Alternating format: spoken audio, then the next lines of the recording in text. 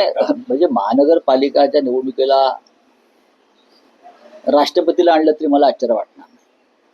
जसं काल म्हणालो मी की परदेशातून जर कोणी मोदींना मिठा मारणारे लोक आले तरी मला आश्चर्य वाटणार नाही.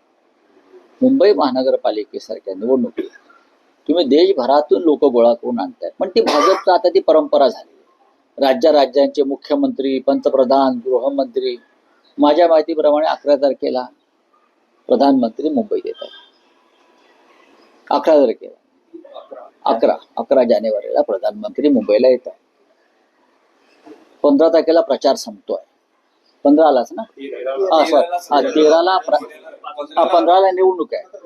13ला प्रचार संपतोय आणि एका धार्मिक कार्यक्रमासाठी